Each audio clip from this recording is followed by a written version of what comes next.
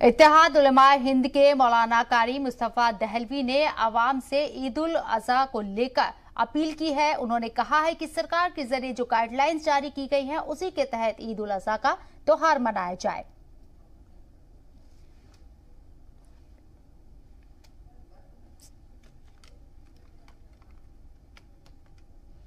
इत्तेहाद उलमा हिंद का पैगाम मुल्क व मिल्लत के नाम मैं तमाम उम्मत मुस्लिमा से अपनी तमाम तंजीमों की तरफ से ये अपील करना चाहता हूँ कि ईद के ताल्लुक से जो गाइडलाइंस आई हैं, हुकूमत हिंद ने जो गाइडलाइंस दी हैं और अकाबिर उलमाए किराम बुजुर्गान दीन और दारुल उलूम देवबंद ने जो हिदायत जारी की हैं उसी के मुताबिक हम ईद उल अजहा मनाएं और सफाई सुथराई का ख़ास ख्याल रखें। उन्हीं जानवरों की कुर्बानी करें जिन पर पाबंदियाँ नहीं हैं।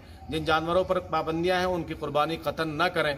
उम्मत मुस्लिमा से हम यह भी अपील करना चाहते हैं कि वो एक दूसरे से दूरी बनाकर रखें, मास्क का ख़ास ख्याल रखें और सफाई सुथराई का ख़ास ख्याल रखें। कुर्बानियों को पर्दे के अंदर किया जाना चाहिए, खुलेआम कुर्बानी ना करें।